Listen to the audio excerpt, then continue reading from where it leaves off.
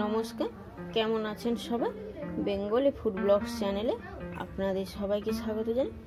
আজকে চলে এসেছি আবারও একটি নতুন রেসিপি নিয়ে। আজকে রেসিপি সন্দেশ। তো কীভাবে একদম পারফেক্ট সন্দেশ বাড়িতে একদম সহজ সরলভাবে বানাতে হয় তার রেসিপি আজ আমি তোমাদের কাছে শেয়ার করব। তো চলো বেশি দেরি না করে ভিডিওটি শুরু করার। ভিডিওটি প্রথম থেকে শেষ পর্যন্ত দেখার অনুরোধ রইল।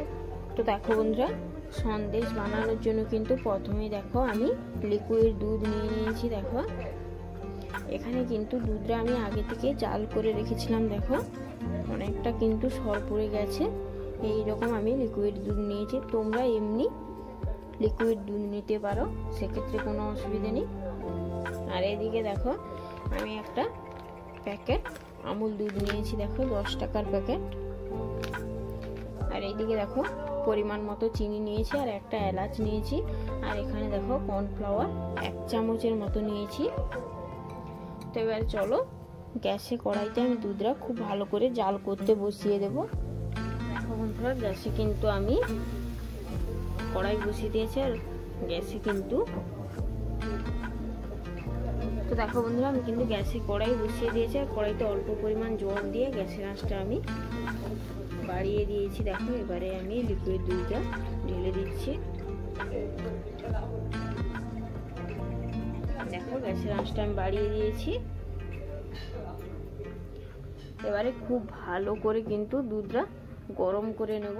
তো হাত ছোঁয়া গরম করে নেব। এই রকম অবস্থায় আমি প্যাকেট দুধটা কেটে দিয়ে দেব।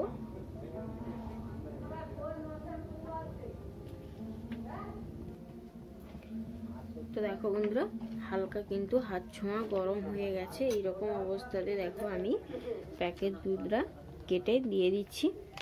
তো আমি 10 টাকার প্যাকেট দুধ এখানে ব্যবহার করেছি। তোমরা চাইলে এখানে বেশিও দিতে পারো, আবার অনেকে কিন্তু এমনি লিকুইড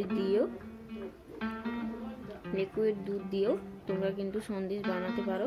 তো দেখো হালকা কিন্তু হাত ছোঁয়া গরম আছে। এই অবস্থাতে আমি প্যাকেট দুধটা দিয়ে দিলাম। দেখো তাতে করে কিন্তু কোনো রকম দলা পেকে যায়নি। তো খুব বেশি গরম করলে কিন্তু লিকুইড দুধটা দলা পেকে যেতে পারে। তো দেখো কত সুন্দরভাবে স্মুথ ভাবে মিশে গেছে।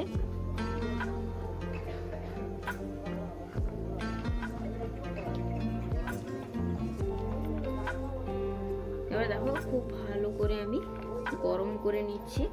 এবারে আমি চিনি আর এলাচটা যে রেখেছিলাম সেটা দিয়ে দিচ্ছি। যেহেতু প্যাকেট দুধ আমি এখানে ব্যবহার করেছি তাই খুব বেশি পরিমাণ চিনি এখানে আমি ব্যবহার করলাম না। এবার তোমরা যে যা স্বাদ বুঝে চিনিটা নিয়ে নেবে।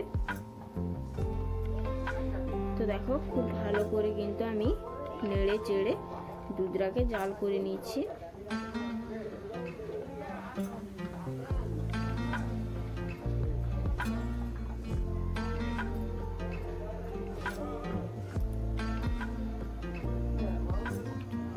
দেখো বন্ধুরা খুব সুন্দরভাবে কিন্তু ফুটে উঠেছে। এবারে যে কর্নফ্লাওয়ারটা নিয়েছি সেতে আমি অল্প পরিমাণ ঠান্ডা জল দিয়ে দিয়েছি। দেখো ঠান্ডা জল দিয়েই কিন্তু মেশাতে হবে প্রথমে, না হলে কিন্তু এইরকম গরম দুধে দিলে কিন্তু দানা দানা থেকে যাবে। এতক্ষণ কিন্তু একদম পারফেক্টভাবে সন্দেশটা হবে না।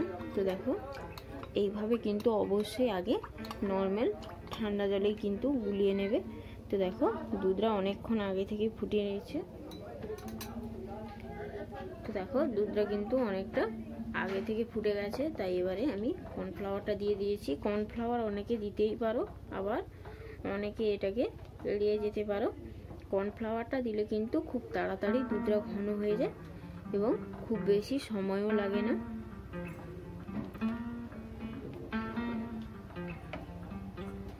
তো দেখো গ্যাসের আঁচটা আমি বাড়িয়ে দিয়েছি।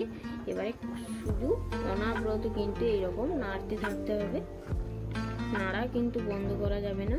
তো দেখো কত অল্প সময়ের মধ্যে কত সুন্দর দলা পেকে যায়, ঘন হয়ে যায়, দেখতে পাবে।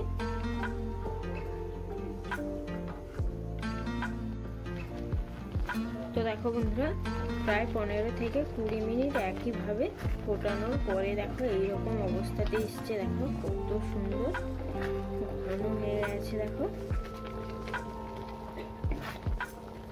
দেখো কর্নফ্লাওয়ার দেওয়ার পরে কিন্তু আমি 15 থেকে 20 মিনিট ফুটিয়ে নিয়েছি। কত সুন্দর গাঢ় হয়ে গেছে। আরও কিন্তু 5 থেকে 7 মিনিট একভাবে আমি এইভাবে নাড়াচাড়া করে ফুটিয়ে নেব।